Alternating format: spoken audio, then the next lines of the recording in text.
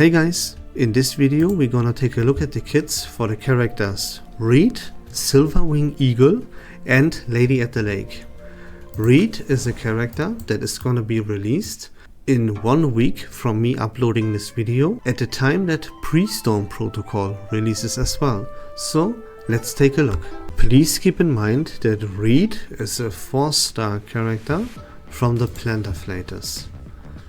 Here we have her passive ability that says, when entering battle, Reed is always in the Winter and Bloom cycle and enters Wither and Bloom 1.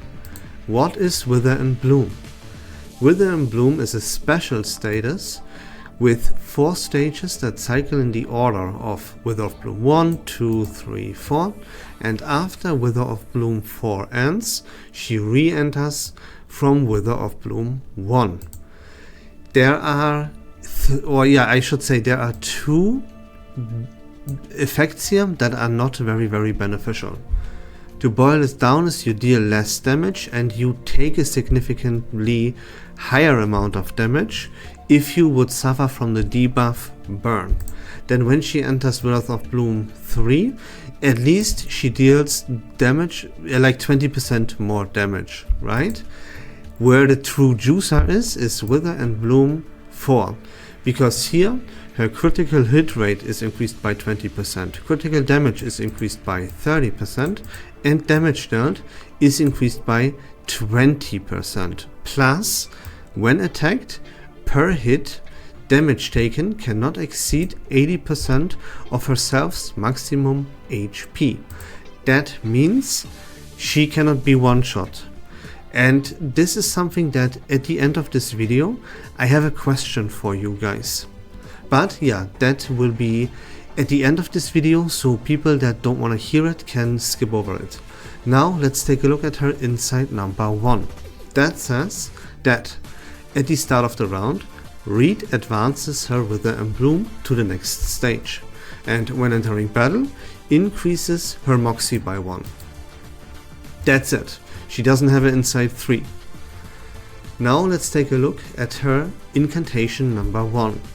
That says it's a single target attack and it deals mental damage. It also increases her Moxie by 1 after attacking, so from using this incantation you would receive 2 Moxie instead of just 1. This is what it looks like. Boop.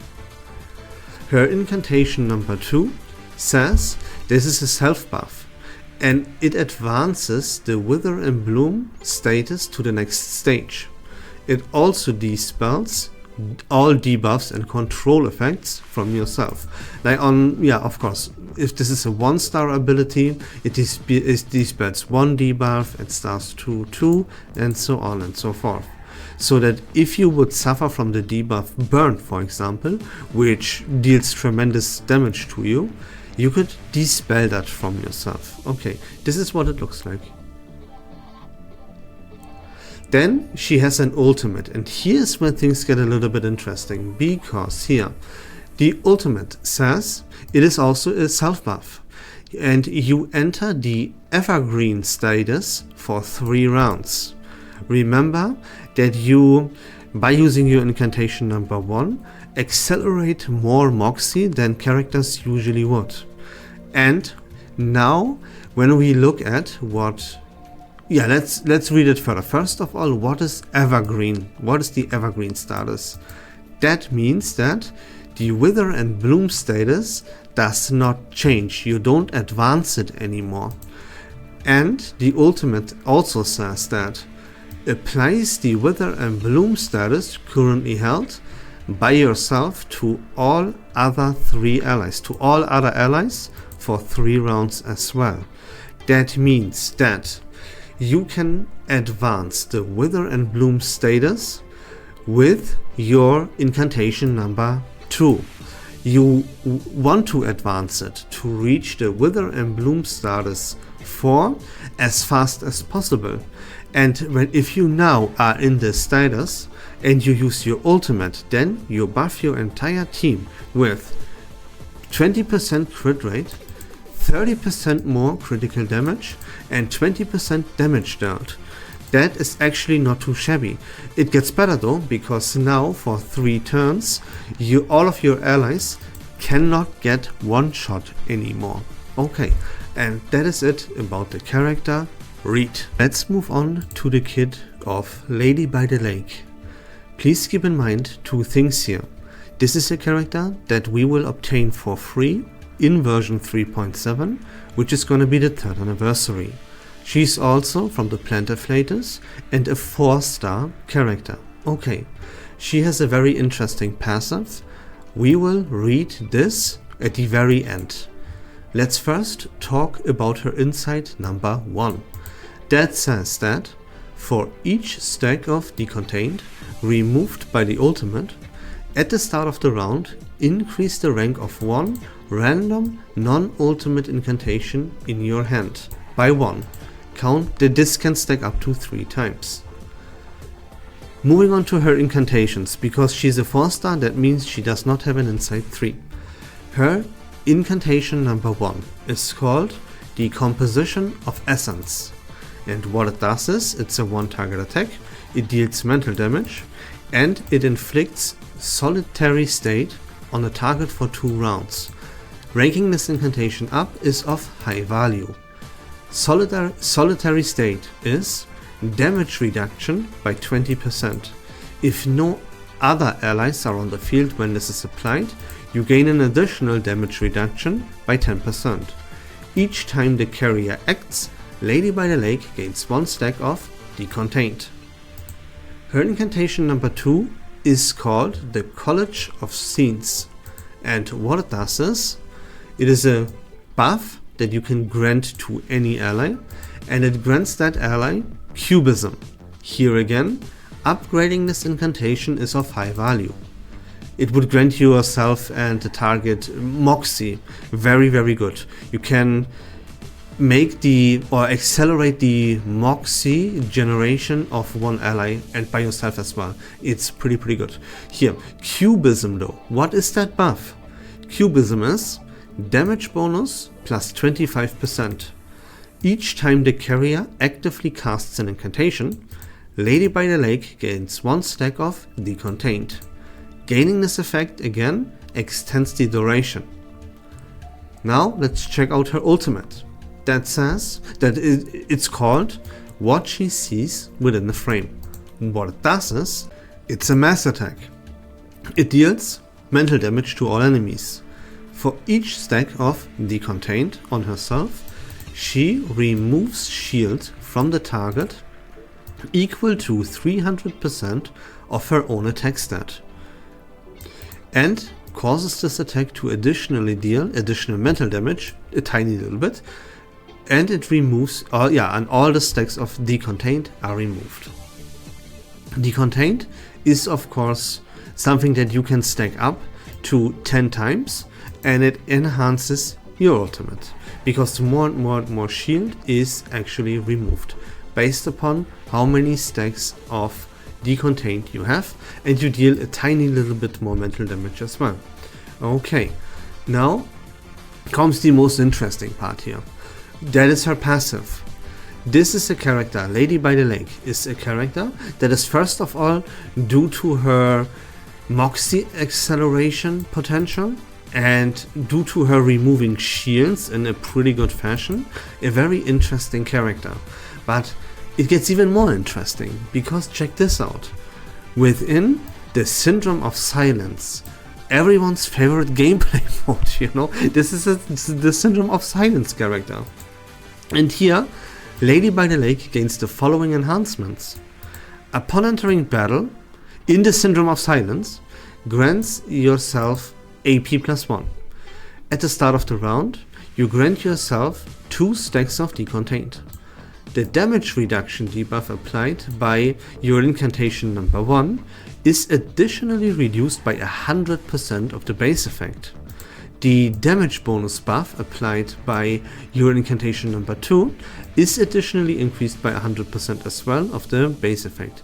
Before the ultimate attacks, for each stack of Decontained, additionally removes shield from the target equal to 100% of the base effect. So Yeah, as I said, very interesting character, and she excels at the gameplay mode, the Syndrome of Silence. There is another character with Mrs. Stranger that excels at another gameplay mode. In Main's Bulletin it was. So yeah, do with that whatever you will. I find this to be very, very interesting. Now let's take a look at the kit of Eagle Silverwing. Moving on to Silverwing Eagle. That is a Plant Afflatus type character again. She will also be a free character that we obtain in version 3.7 in the 3rd anniversary. Now let's check out her insight first. Insight number 1 says that after Silverwing Eagle attacks, she casts Lawrence tracking method on the primary target. What is Lawrence tracking method? Lawrence tracking method is a one target attack that deals reality damage. This attack is a follow-up attack and it is treated as an ultimate. Among Plant Afflatus allies, increases the moxie of the ally with the lowest moxie and increases your self moxie. So, a little bit of a spoiler alert. The Silverwing Eagle, that is gonna be a character developed and introduced into the game for us to play her together with the character Noir. And Noir wants to be played together with the character 6. 6 is not a Plant Afflatus type character, and we will play any sustain of our liking in this team as well that is not from the Plant Afflatus, so that the moxie increase that this follow-up attack here does is always guaranteed for Noir to receive it. Every single time Silverwing Eagle performs this follow-up attack, Noir and herself for that matter both gain a moxie. That is extremely beneficial, needless to explain, because Noir is a character that excels at using her ultimate as much as possible. Okay, then Silverwing Eagle's insight number 3 says, when she enters battle, she increases her moxie. When an ally attacks, if their Afflatus is planned, increases the current attacks, ultimate might, critical hit rate, and critical damage. All of this is based on the number of debuff types on the target. Again, right? Noir profits from all of this perfectly. She wants the ultimate might because she wants to use her ultimate, and she uses her ultimate multiple times in a row. And every single time she uses her ultimate, the ultimate might triggers crit rate, critical damage, needless to explain. Yeah, before you get too excited though, you have to keep in mind that we don't know how much ultimate might, how much critical hit rate, how much critical damage we get out of this. Since this is only a 5-star character, it won't be that much, you know what I mean? But it is still very, very exciting, even though if she doesn't deal a lot of damage, because she is a moxie generating character for Noir. That alone is already good enough. We just have to make sure that Silverwing Eagle casts her follow-up attack as much as possible. Then we can move on to her incantations. Her incantation number 1, Chaos Bullet, says it is a one-target attack. It deals reality damage. Upon hit, we inflict weakness exposed onto the target. Weakness exposed is at the end of the round, the target takes stable Genesis damage equal to a certain percentage of the caster's max HP. Stable Genesis damage means that the flat Genesis damage is what that means, so it cannot be in or decreased by anything, like buffs, debuffs, nothing affects this. It is gonna be always the exact same amount of damage, no matter what. Okay, then her incantation number 2 says it's a mass attack. It deals reality damage to 2 enemies. Upon hit, it inflicts nasty wound. Nasty wound means that the target's healing taken is decreased by 50%. Her ultimate ability says it's a one target attack, it deals reality damage. Based on the number of types of debuff effects on the target, it deals additional reality damage. The exact same thing that Noir also does, by the way. If this attack breaks through the target's afflatus resistance, additionally casts the follow-up attack called Lawrence Tracking Method. And so, yeah, what this character is all about is buff the character, like specifically Noir, right? Why Noir specifically and not any type of afflatus character, plant type afflatus character? Because Silverwing Eagle herself also benefits from the opponents being afflicted with as many debuffs as possible. This is exactly what Noir also profits from. And Noir profits, yeah, pretty much more than anyone else from Moxie generation. That is exactly what Noir needs the most of all things. And Silverwing Eagle gives her exactly that. And on top of that, it's ultimate might, it's critical hit rate, it's critical damage, right? And the more and more ultimate might, the more and more critical hit rate and critical damage we get, based upon how many debuffs are applied to our opponents. So these two will go and be partners in crime. And 6 is gonna be part of this team for sure, because he does the exact same things. He also profits from enemies being afflicted with debuffs. He inflicts debuffs himself, a lot of them, and his ultimate deals more and more damage the more and more different debuffs are onto the target. You know, you get the point. And for now, this sounds ass, because like who uses Noir? You know what I mean? Unfortunately, I love Noir, but yeah, she's just not cutting it.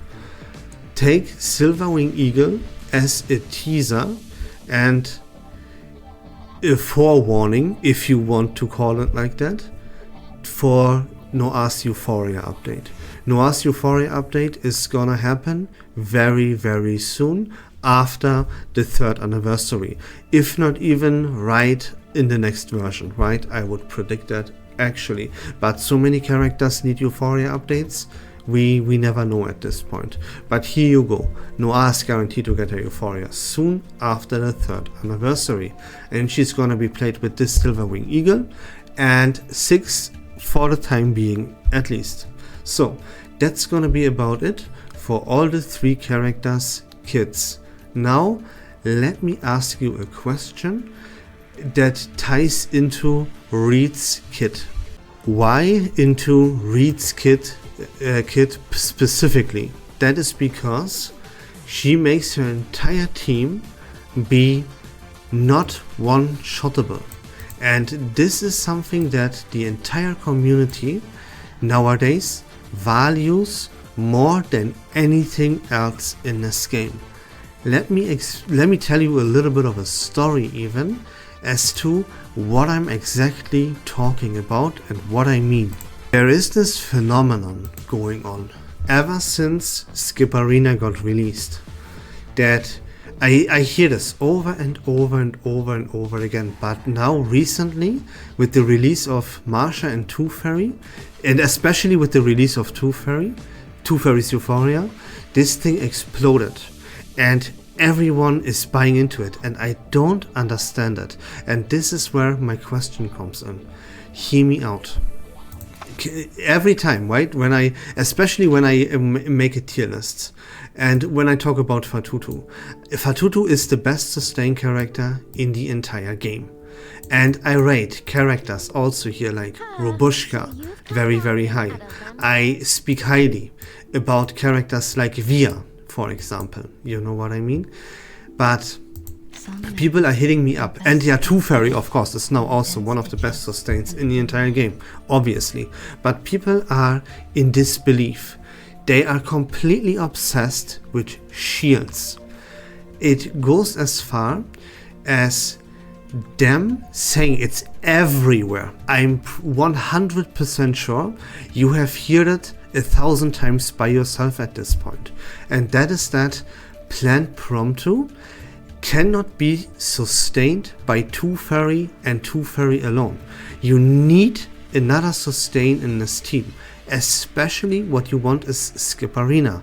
Not because Skipperina is the best in slot, but for the fact that this team does not function without Skipperina, because 2 fairy is not able to sustain it alone. We are talking about an extent here that some people are even hitting me up and saying, hey, healing in this game right now is completely useless. It's utter garbage, because what is healing worth if your entire team gets one shot all the time in the hardest content in the game anyways? And I don't know what people are talking about. I cannot figure out the content that people are talking about here. Let me show you this, right? My team, my Plant Prompto team, consists of Paper Heron P0 with Resonance 10. It consists of 2 Fairy P1. Yeah, she has a max resonance. That doesn't matter though, right? It's about Paper Heron specifically, that Paper Heron gets one shot. It consists of An Lee. Where's An Lee? Here, P0 Resonance 10. The last member that I use is not Skipperina, it is Mercuria. You guessed it, Resonance 10, P0. And look, let me show you this firsthand here. I have just recently, because I'm looking for an answer as to what the fuck people are talking about, I cleared the hardest content in the game just 2 days ago, easily. With Plant Prompto, I have cleared everything that you could call the hardest content in the game. Be it the Wailing Whirl, be it that. People are saying, oh, in the hardest stages in the reveries, yeah, 2 fairy doesn't get their job done as the only sustain. The team gets one shot, so she's completely useless. You need Skipperina. Absolute fucking bullshit, you know. I have cleared the hardest thing in the entire game, which is the Wailing Whirl here, 1000 meter depth, with Plant Prompto just 2 days ago with only 2 fairy. You saw my roster. I don't have Marsha. I don't have Skipperina. I cleared the entirety of Reveries before Marsha was even released. I never had Skipperina either. Your teams don't get one shot here at all. Nowhere in the Reveries. Okay? Good. Now, you could make an argument. Oh yeah, the Reveries are actually very, very easy. Actually, it's about Main's Bulletin. This stage right here with 30 million. This is what I cleared. With not only with Plant Prompto, but once I hit 10 mil, after like 10, 12 turns or whatever it took me, I put this boss on autoplay, and the entire 23 turns got played out on autoplay without my team dying. No Skipperina, no Portrays, Resonance 10 with Mercuria in my team. The entire team survived 23 rounds here on autoplay. Your team does not get one shot in this content. What else could you name as the hardest content in the game? Maybe you would say the Tides of Thought that is actually the hardest content in the game. I have right here, right now, in this very current Tides of Thought, all the rewards obtained. Never was I even close to getting one shot here. And you can see, right? I have cleared, I just showed you, I have cleared everything. Let me go further. Maybe you would say, Main's Bulletin is easy. The Reveries, walk in the park, what is that even about? Tides of Thought? Are you kidding me? The Syndrome of Silence is actually the hardest content in the game. You know what I mean? Look, I have cleared out the entire shop here with only Plant Prompto. Never did any of my teammates die. Not even close. Only 2 fairy, right? You know my team at this point. So, that is... Now I'm hitting you with the question, because that is not a minority anymore. It is the entire community talking. I see this no matter where I go. I see this everywhere, constantly. You know what I mean? So, I'm asking you, please enlighten me. Show me the content in which Plant Prompto is not solo sustained by 2 fairy. What is it that people are talking about that Plant Prompto is getting one shot? What is the content that everyone is talking about in the community? I would really appreciate you telling me this, because I'm completely lost. And you know, let me tell you a story, right? You can click off the video at any given time. That's why I put all of this talk at the end, so you can just turn off, right? Let me talk further about this. I was asking myself this for a very, very, very long time. Even longer than Skip Arena is released, that people are questioning, they are in doubt that Fatutu is the best sustain in the entire game. And they are also telling me, like, their teams are dying. With Fatutu, it's not enough anymore. And I'm always like, I wonder so hardcore, what do you play? Where do you play Fatutu? What is the content that Fatutu cannot sustain in this game? I'm completely mind blown by this. Like, Fatutu is even better than, way better than 2 fairy, right? And like, I mean, I don't know what this obsession with shields is. Everyone overvaluing Kiparina and Marsha so hardcore. They are completely wasting their unilogs left, right and center on this Skipperina just to obtain Skipperina. You like pull for Fatutu, that is way better than Kiparina, right? And you know, I always, for months and months and months, cut them some slack. Hey, maybe they play Fatutu wrong. Fatutu is, believe it or not the easiest character in the game to play. Maybe if they use Robushka, for example, right? Maybe they refuse to use Robushka's healing. Maybe they greed out and they don't use Robushka's healing ability like often enough, or don't time it well, right? Okay. Maybe they don't even have Robushka or something like that. Maybe they skipped Robushka. Always cutting people the slack. I never talked about this kind of topic for months and months and months. But now, with 2 fairy, all of the arguments that I could come up with, like characters being hard to play, or they refuse to use the heal, all of this is thrown out of the window, because 2 fairies healing incantation is used constantly. It is constantly part of your natural rotation anyways. You use this incantation even if you don't even need to heal anyone, because you increase the damage dealt by 20% and more for your impromptu incantations. You know what I mean? So this is part of your natural rotation. You use it anyways. You know what I mean? There is no, or you could greed out, or you can like not play this correctly. It is the simplest. It doesn't get more easy than this, and it doesn't get more natural than this either. So again, that's it.